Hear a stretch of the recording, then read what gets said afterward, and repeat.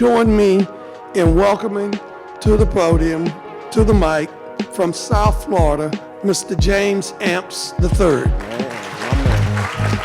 that, brother. Thank you very much.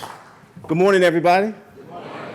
Appreciate that introduction. I don't know who wrote it, but it's all good. Hey, let's do this because I know we've been sitting for a minute. Everybody stand up for me. Everybody stand up. No, we're not going to do jumping jacks or nothing like that. Here's what I want you to do, because I know we got some baby boomers in here and all that kind of stuff, so I know what y'all like to do. I need you to hug two people and tell those two people we are making a difference. Hug two people and tell them we are making a difference. Hey, bro, we're making a difference. Making a difference, bro. Appreciate you, man.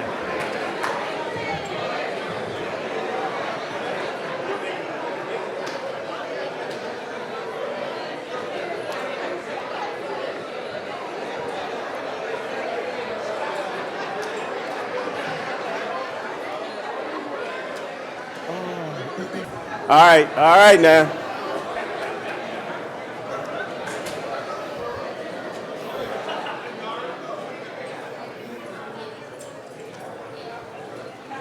See, sometimes we get carried away. Y'all can have a seat. See, Dr. Hill, I see what you put up with, huh? They like, we don't need to hear him speak. Let's just hug some people.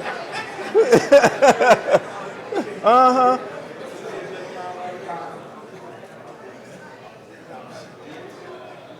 I want the guys to know in the room that those hugs, I did that for you because there are a lot of beautiful women in this room. So if you didn't hug that one beautiful woman you've been trying to hug, that's on you. I gave you the opportunity. Well, a whole lot of y'all look good in here. But I definitely want to thank Dr. Hill and Tasha for what they've done on the committee and trying to put this thing together, the PAWC. They do it every year. They do a great job. I've had an opportunity to meet a lot of you, especially some of the folks from NRCS who came from the Atlanta conference. There's some great people under NRCS. Met a lot of people from the Forest Service. Henry, I know you and your wife do a great job with the Forest Service. And I know, I do talk to a lot of young people around the country, especially in some of the colleges. And for the Forest Service and NRCS, when they first take a look, they do say, okay, that's probably not for me, because they don't know. They don't know that anything that they can do in any other organization, they can do under USDA, NRCS, and Forest Service. They can do anything. You name a job and you all know that you've got it under the umbrella. But it's about getting out and getting the word out and getting them to understand what they can do and making it exciting. Because if we're just talking about soil and we're talking about being a scientist, unless they know, they just turns them off. But you've got to talk about it is a job. It's a career. You can retire in these agencies that you all are going through. But more importantly, there are a lot of great people within the organization. And I know I was talking to Elora Spite, and she used to be a deputy chief for management, and now she's running the policy over at Alcorn State. But just a great lady. She was in Atlanta where I was speaking to the organization over there, and we had a chance to talk a little bit, so I got a chance to really get to know her a little bit more and what she does and what she knows. And in talking to her, I know that she really understands both sides of any issue. And that's what we got to get into, is that we can't just come with our side all the time. We've got to really understand different people's sides when they're communicating with us so that we can then chime in. You can't chime in if you're just chiming in with your side. And so that's one of our issues. And so in talking to Elora, it's like, I'm listening to her and I'm watching her, and somebody's having a conversation with her, and sometimes she'll shut down because she knows, look, sometimes I can't indulge the conversation because you're not in the right time frame or mind frame. And if you're not in the right mind frame, why should I try to engage you? Let's pick another time, because now is not the right time. So I definitely appreciate her. I know, Elora, I don't know if you want to raise your hand, stand up, right? But great lady, I definitely appreciate her and what she's doing. We have to be able to move from where we are to where we want to go. And the only way that we can do that is we have to be able to do it with the relationships that we build. And if you think about it, anything that you want in this life, you have to be able to go through someone in order to get it. And if you don't understand the power of a relationship, then you're not going to get the things that you want. Because here's what happens in organizations, and it's in your organizations as well, is that we get in and we start to try to move up. We start to have our own visions on the missions that we really have. And we want to push our creative minds forward, because that's what we do as human beings. We love to say, we can do it better. And here's how we do it. But there is always someone there who is just not in the same mind frame as you are, and they're going to hold you up from what you really want to do. And so you get mad at them, and every time you go home, you're talking about them. Every time they go home, they're having dinner. They're not even thinking about you, but we're pissed off because they're holding us back. And somewhere along the line, we've got to talk about who is really holding us back. When we look at Valencia and Henry, they're not being held back. They know how to move around. And when you know how to move around, it means that you know how to communicate differently with people to get what you want, but more importantly, to get what the agency needs. Because most of the time when your goals get held up, it's by an individual who has some type of an issue. You don't know what it is because you're not taking the time to find out what it is. Because all you know is that they're holding you up. So you talk about this person in a corner of an office. You hate this person. You talk about this person. The rumor mills spike on this person. And this person doesn't even care. And so what do we do? And that's the issue now. What do we do? We've got to communicate differently. And we always say that, there's a personal life and there's a business life. I don't want to deal with anybody's personal life. All I want to deal with is the business side. But ladies and gentlemen, they're spending 14, 15, 16 hours on the job. Do you think it affects their personal life? Of course it does. So the more you get to know someone, the better you know what their real issues are. And then you can begin to talk about their issues and how, here it is, you can help solve their issues. It's a different communication style because now we have to sit back and really think, which we don't normally do because we want to react. And if we really think and we ask questions, and when you ask questions of people, what do? They begin to talk. How's your daughter? How's your son? Oh, man, we got a 10-minute conversation, and we got to look at pictures. But as they're talking, they begin to tell you what's going on in their life. And you have to be able to bring some of those personal things in order to get what you want. Now, I'm not saying you got to go to their house, have dinner, and all that kind of stuff, and put the kids to bed. That's not what I'm talking about. I'm talking about understanding who they are. Because everything you do is run by people. Everywhere you get, every opportunity you get, it's because of the relationships that you've built. And now we say if we want something different, we've got to create new relationships. We've got to build a new sphere of influence. You are right here, right now in your life at the position that you are in right now because of your sphere of influence, period. You want something else? Go meet somebody else. But as individuals, as human beings even, we're afraid of confrontation. And when we don't know anybody, then we're not going to approach them until they say something to us. Right now, you might be sitting at tables where you know most of the people there, or you've met them at the conference. And so when we come through the door, what are we doing? We're looking for, who do we know? Where's Arkansas? Where's Mississippi? Where's Alabama? Where are the people from Tuskegee? Oh, there they are. Hey, how you doing? Is this seat taken? No, sit down, Dad. What you been doing? We know them already. But we're comfortable with the people that we know. And the only way that we can grow is we begin to get uncomfortable. And every time we get uncomfortable, think about change in your organizations. Every time there's change, what do? Oh, my goodness. We stomp our feet and we talk about it. We don't want change. But when it's there and it happens, oh, yeah, that was pretty good. I'm glad we went from Wayne Computers to Microsoft or to the laptop or whatever. It was pretty good change. We've got to be able to actually come outside of our comfort zone in order for us to grow. And, I had a chance last night. I was walking around, and I walked into a room with the South African contingent that's over here, and they were practicing their presentations yesterday. And I'm like, that's pretty cool. But they were going through their PowerPoints, and there are, I don't know, 8, 9 of you that were in the room, and every time a PowerPoint would come up, somebody would critique it. Let's move this, let's move that. I'm like, that's pretty cool. I said, I wish I had that, somebody to take care of my speeches when I make speeches. But, when they said, yeah, it's a South African contingent, and I think Tasha mentioned it, that, because they're talking about the conservation and the land that's in South Africa and how they protect that land over there. So I thought it was just pretty cool. So y'all give a hand to the South African contingent over there.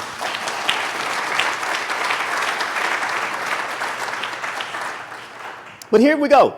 We come outside of our comfort, of our zone of comfort. We have to understand where our routines are in life. And when we understand where our routines are in life, then we begin to break them. But if you're doing the same thing every single day, you don't even know you're in a routine because that's what you're doing. Let's take, you all go out and you purchase, some people brush their teeth. How many brush their teeth with Crest? I use Crest. Okay? And they're like, James, why do you use Crest? I use Crest because my parents use Crest. Why in the world do they use Crest? Because their parents use Crest. And way back in the day, there were only 3 TV stations, ABC, NBC, and CBS. Who advertised on TV? Crest. That's what we used. But my daughter, she's 37 now, she went to Florida State, and she started using Colgate. Like, what the? How you start using Colgate? But what she did was she was getting 2 for 99 cents in college, so she was smart about her money. Now I've got a granddaughter who's now 15. What do you think she's using? They live in Dallas. They are no longer allowed to come to Florida at our house. You can't start something new, but it's a routine. So we use Crest. I go into a store, CVS, Walgreens, whatever, and I purchase Crest now. So that's a routine. How many of you have grocery stores? You go to the same grocery store, right? You go down the same aisles looking for something different. There's nothing different in those aisles. If you want something different, you got to go to a different store, right? Because the aisles will be different. But we're so used to going to the same place. It's just a zone of comfort where it's a routine. Other routines we have spiritual comfort zones. Some of you all go to church on a Saturday, on a Sunday, on a Wednesday, whenever, and we go in and, we hear the pastor and he's got, similar messages that we hear.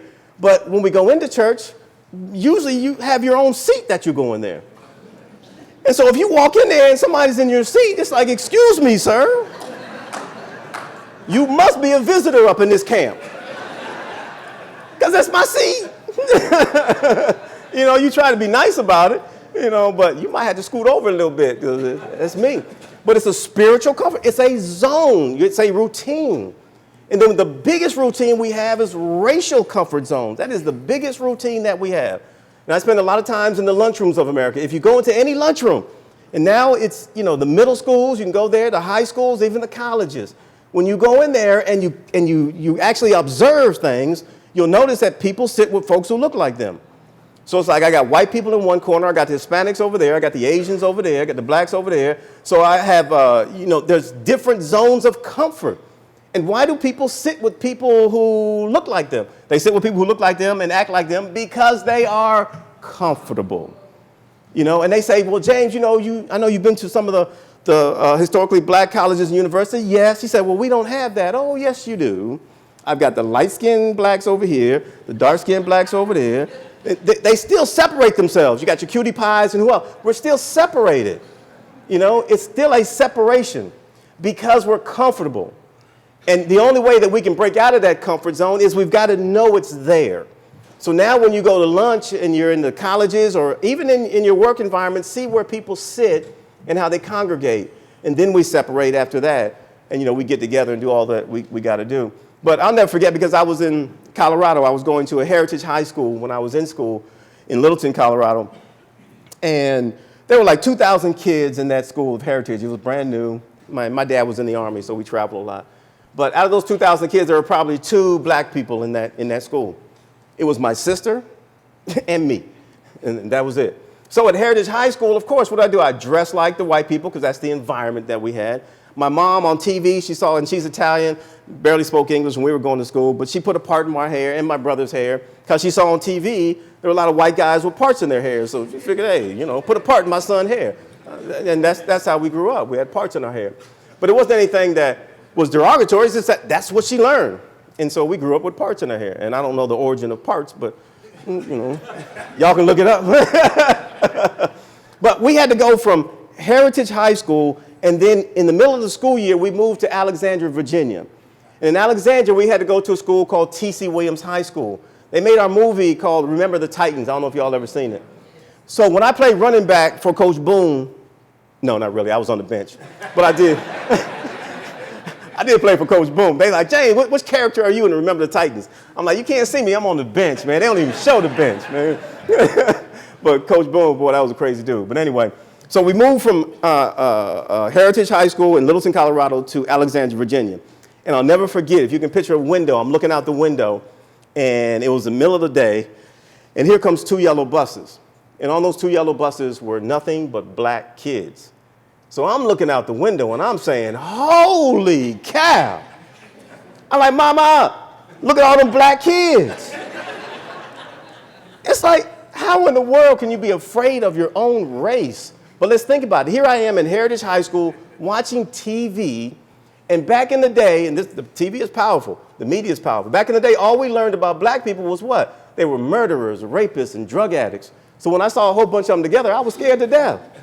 But that's how it is. That's how we're trained if we're watching TV. And still today, people are afraid when you get a whole bunch of people together, and we don't know anything about those folks. But now it's time for me to go to school, my first day at T.C. Williams High School. And my first day, we couldn't go and buy new clothes. That's just not what we did. You know, there's 5 in the family plus mom and dad, so 7 altogether. And we didn't fly wherever we were going. We always drove. You know, they got 7 people in an LTD. Man, it was tight. He couldn't stop at hotels back in the day. It's early 60s, 70s. He couldn't stop at hotels. Number one, we didn't have the money. Number two, we probably couldn't even get in. All right, so we had to drive. We're at rest stops. Y'all know sometimes you stop at those rest stops, and he's got to take a nap, my dad. I'm like, come on, man, we got to stay in the car for real while you take a nap? We couldn't even move. That dude, I mean, anyway, that's a whole nother story.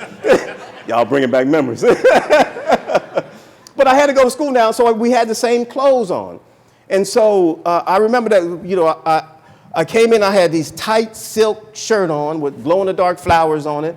And I had this tight silk shirt or pants on with flowers that were glowing on the pockets and stuff. And y'all remember those big platform shoes? You probably wear them today, you know? So here I am, but the only way that I really learned how to be black was through a TV show that I used to watch called Starsky and Hutch. I know. There was one black guy on there. It was Huggy Bear. And Huggy Bear was a pimp. But we ain't correlated, we ain't understand. We just thought, hey, there's Huggy Bears on Starsky and Hutch. So when I'm going to school, that's what I'm thinking about. I saw the buses, I'm like, okay, I got my clothes on, and you know, this is how I normally walk, that's like this. But I'm thinking, okay, I saw the buses, and I'm thinking Huggy Bear. So I walk into T.C. Williams with all that stuff, and I'm walking like this. They said, if this isn't the biggest clown that they've seen in the world. And I'm like, I had to get a lesson on fashion from one of my boys. Matter of fact, he was the printer of my book, Vernon Adams. Went to school with him, and he's the one who told me, James, if you're going to wear these black pants, you know, these black platform shoes, he said, man, and they were high waters, like, you know, they were up. It's in style now, but he said, don't wear those white socks like that, man. Put some black socks on. So I did. I got some fashion expertise from Vernon Adams, but that's the whole thing. So here it is. So what did we learn from that? You know, we look back and we talk about it, is what did we learn? It's like in America, we have pockets of people that live in cities and towns. And in these pockets, they could be majority white, majority Hispanic, majority Asian, whatever it is. And it's not really that these folks are racist. It's that they don't know. So how do we really get the things, we're talking about it again, that we want out of life? We build new relationships so we can talk about stuff. Folks always say, well, I want a colorblind society. No, you don't. I want to see your color. That's a conversation. It's like, where are you from? That's a question that's so hard for some people to ask. Look, man, where are you from? Because that elicits a conversation.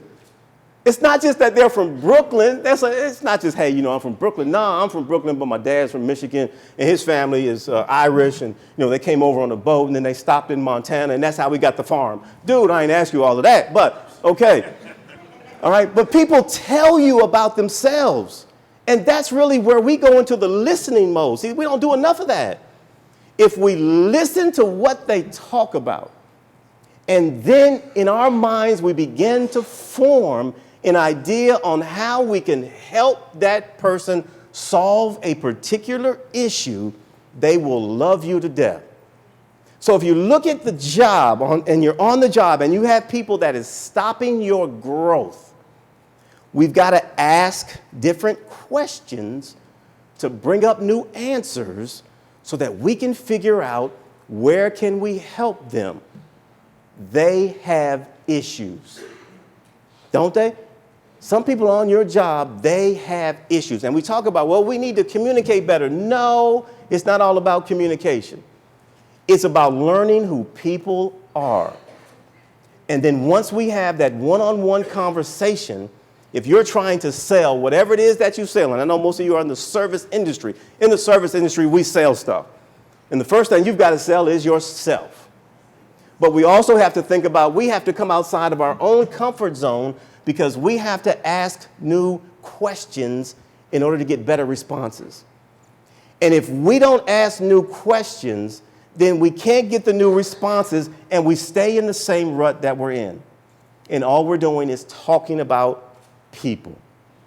I'm pissed off because they said I can't do this. And if you just talk to Henry and Valencia, they'll tell you, yes, they'll tell you you can't do this, but when it's time for you to do something, you better be ready. And if you're not ready, then shame on you. So when you come to these conferences, and this is what Dolores was talking about also, is she comes to this conference because she learns a lot of stuff. And I'm like, you've been a deputy chief, you're running policy, you learn stuff from the PAWC conference. She's like, this is one of the best conferences I go to because I learned so much. And when you learn it, your mind has to be open to receive it. So now you've got more ammunition in your head from the stuff that you learned from this conference. But if you leave without even meeting new people and building new relationships, you've wasted your time.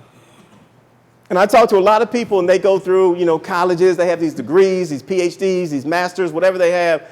And most of them, they couldn't hold a conversation if you really taught them to. So it's not really about the education that you have, it's the people that you know and how you can help them. The education that you have puts a stamp on something. This is what I've done. You can't take that away from me.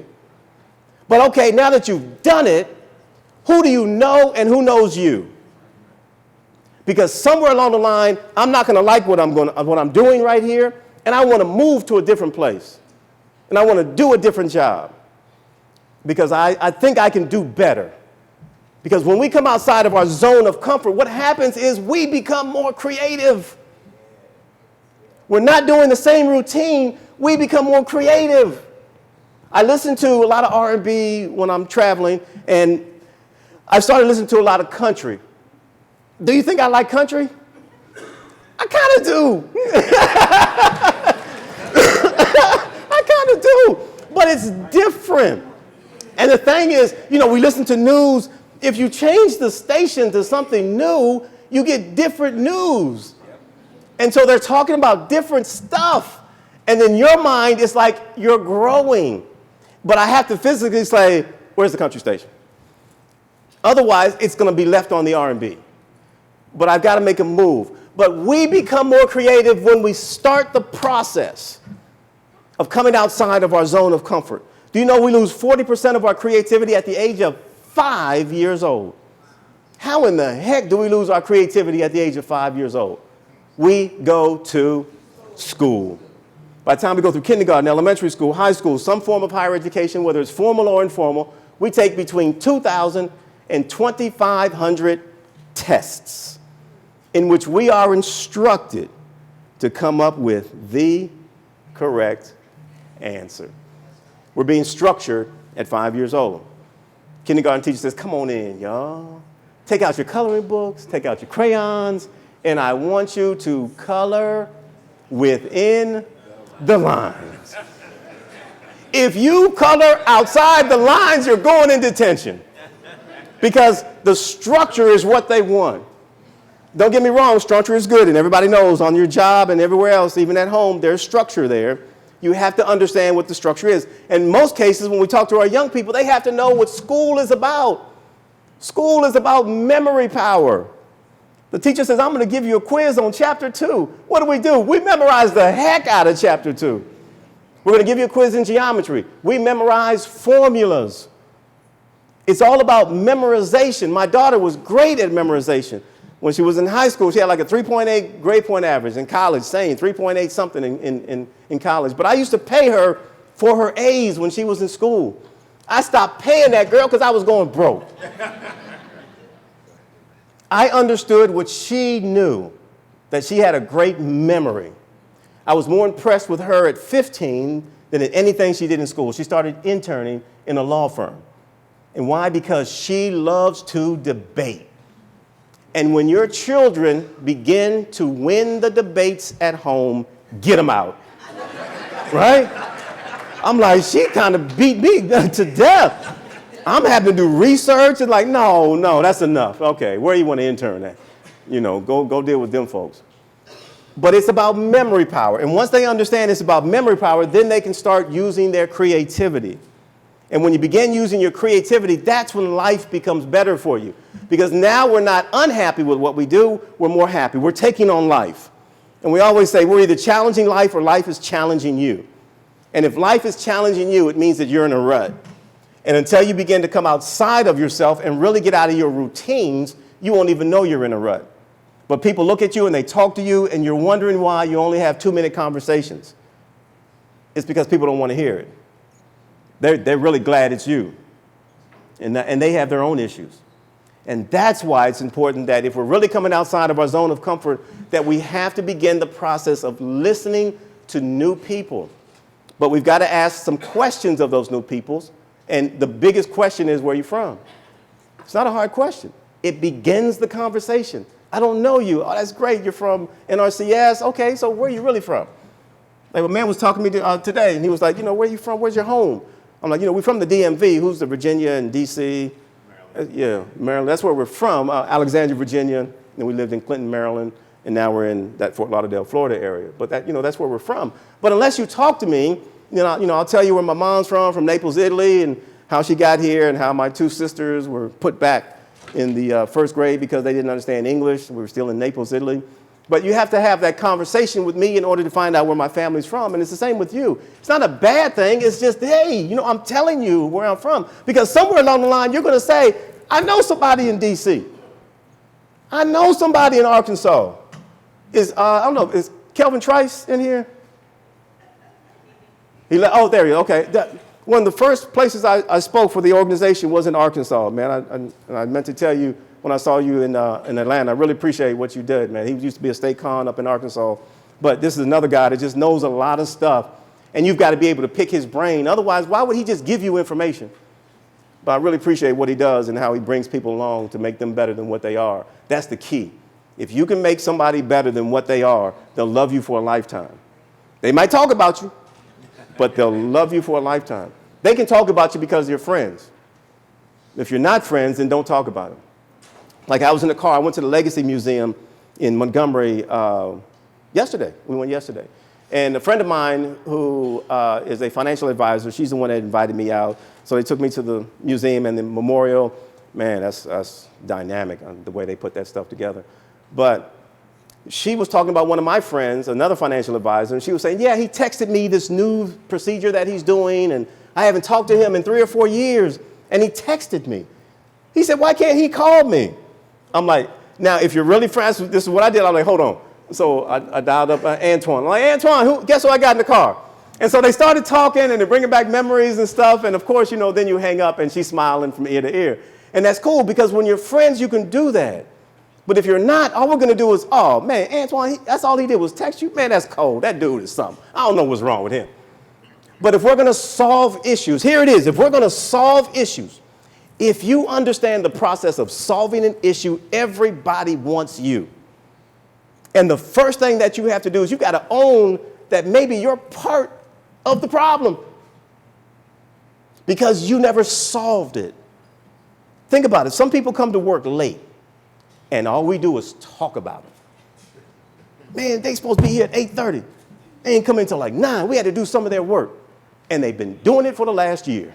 And you've been talking about them for the last year. If you're really going to be accountable and you're going to solve problems, sometimes we've got to pull people aside. But you have to know how to talk to them without them feeling like they're being blamed. It's like, look, Henry, look, I understand that, been coming in late, but how can we get you to come in at 8:30? Because we have these projects we got to complete. And I really need you here at 8:30. How can we help you to understand that? Now it's not, man, why are you coming in at 8:30? That's not the question. How can I help you to understand? I got to put myself in it because I've let it go on for so long. So you've got to put yourself in the equation, and you've got to be able to solve the issue. And so now the conversation begins not with a blaming and a finger pointing. It begins with, how can I? I've been part of this problem. I'm not telling them that, but I have been part of this problem because you've been coming in late for so long. But now I need to move. Now I need to really have you here because we have this project that we have to complete. How can we help you? Or how can I help you? It makes better sense when you're really trying to solve that issue. So we move out of our comfort zone. We become more creative. And when we do that, we ask different questions. And when we ask different questions, we get different answers. And we begin to learn about new people. And when we learn about new people, then we learn that we have new opportunities. You don't know who they know when you start a new conversation. You never know who they know. They haven't used their sphere of influence to help someone in a long time, but they have a database that is powerful. You won't know it until you build that relationship with that person that you can actually get into that database. And when you do that, it's going to make a difference on you and on them. What we have to do is really stop the excuses, and we do a lot of it. I'm good at it too. And when we stop the excuses, it means that we're really thinking about the next move. I'm not going to make an excuse for this in my life anymore. Here's what I'm going to do better. And then when I ask those questions of myself, then we begin the process of moving in a different direction. John Ammett said, you either change or you stagnate. You either leap forward or you fall backward. You cannot stay where you are today. The only way that you're going to be able to move, though, is you have to know that you're in a spot that you haven't moved in a while. And now it's time for us to bring our creativity out. William Frederick Halsey said, there are no great people in this world, only great challenges which ordinary people rise to meet. God said, let's build a better world. And I said, how? The world is such a dark and cold place and so complicated now, there's nothing I can do. But God, in all his wisdom, said, just build a better you. And I think that's what the PAWC is about. We're trying to build a better you so that you can take care of our farmers, but more importantly, you need to take care of yourselves. You've got to be able to grow as an individual if you're going to help others grow. And the only way that you can do that is with the people who are in this room. My motto has always been, if you want something you've never done, you've got to do something that you've never had. Here's the key. Start moving in new directions with new people. Change your sphere of influence. I'm not saying you have to get rid of your people that you know, but if you change your sphere of influence, you'll be surprised at what comes next. And it's really about you and the people that you deal with. So, John Erskine of Columbia University said, the best books are yet to be written, the best paintings have not yet been painted, the best governments are yet to be formed, the best is yet to be done by you. I've got this book that I've written called Speaking to Excel. It'll be in the back. And the only reason why I wrote it was because back in 1993 when I started the business, people used to come up to me at the conferences and ask, how do you feel when you get up and you make a presentation and so forth? Should you be nervous? And so, so I started telling people, it's like, heck yeah, I'm nervous when I get up. I'm nervous when they're doing the introductions. Like, James, what are you doing here, man? Go get a job at the Forest Service or NRCS. You know, why are you running your own business and getting up there speaking? Get behind a desk somewhere. So those are the first thoughts that come up. It's like, get out of the room quick. But here it is, if you know your message, and here's where you all come in. You all are the experts in what you do. And so when you're able to tell people what you do and why it's important, there are no nerves. You're telling what you know. And so when you get up, you tell people what you know. That's the easy part. The hard part is actually getting to the stage. But if you know your craft, don't worry about it. All you're doing is imparting some information, and that's all people want. Because you hear people when they get up on the stage, they say, hey, you know, I'm really not a great speaker, but I'm going to give you some information anyway. No, you can sit down. If you're telling me right now you're not a great speaker, sit down. All they want is your information. So it's like, thank you, here's what I'm going to impart on you today. Great, let's do it. That's exactly what I need to learn. All right, so everybody put your hands up in the air.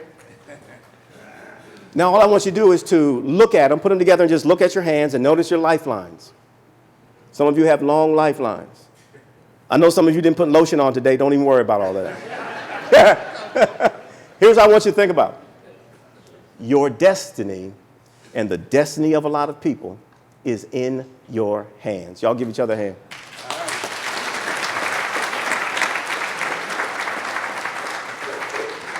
So I'll be in the back. I'll sell the books for like $10, but you know, if you want one, I'll be back there. But if you want something you never had, you've got to do something you've never done. Thanks a lot, y'all, and good luck.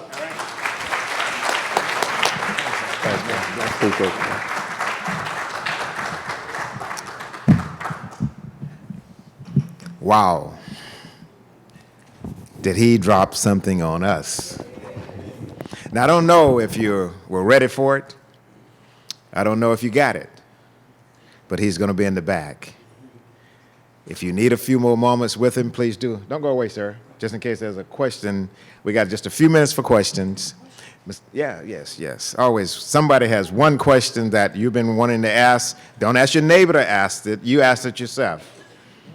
I've learned that I've got to go through that. We had to go through that. We had to understand what our assets were and all that stuff in order to help grow it.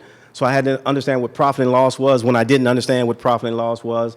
And I had to understand how to grow my money. And that's why when I chose a financial advisor, it was actually somebody that we built the relationship with. And they're the ones who really made me understand what money was about, but also what leaving money was about, leaving that legacy. And so, you know, if I pass away today, you know, after signing my last book, it doesn't matter, you know, because some people will be taken care of, which is my family. My end game, you know, I love what I do. So it's like, James, when are you going to retire? For what? It's my business. I'm doing what I love, what I do. Why retire? You know, and it just makes a big difference. So when I see people who are really happy in what they do, they're not talking about retirement. They're planning, but they're not talking about leaving anytime soon because it's what they love. It's like, so you got people who've been in the agency for a long time, and they're like, is it really about money or is it really about what they love? They love taking care of the land. You know, they love the enterprise units and the business units that are within, let's say, the Forest Service. They love doing that stuff. So why move? So it's mostly about taking care of family, but continue to do what I love. And you keep getting resistance. That's where it comes back to, we got to back up a little bit. You're confronting them with love.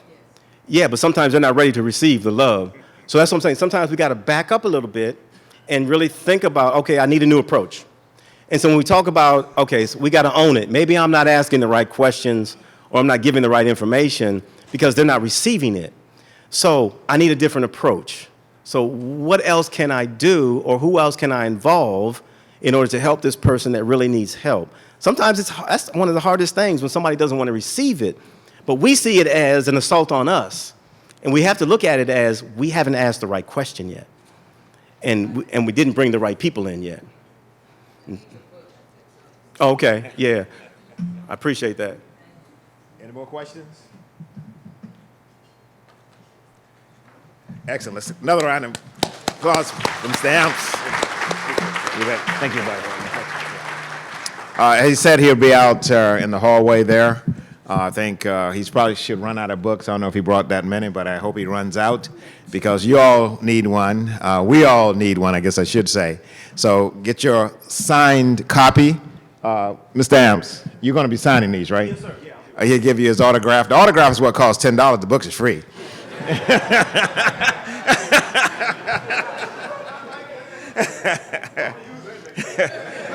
You know there's a fee with that, right? Okay, we're going to take a break, but before we do that, we'll be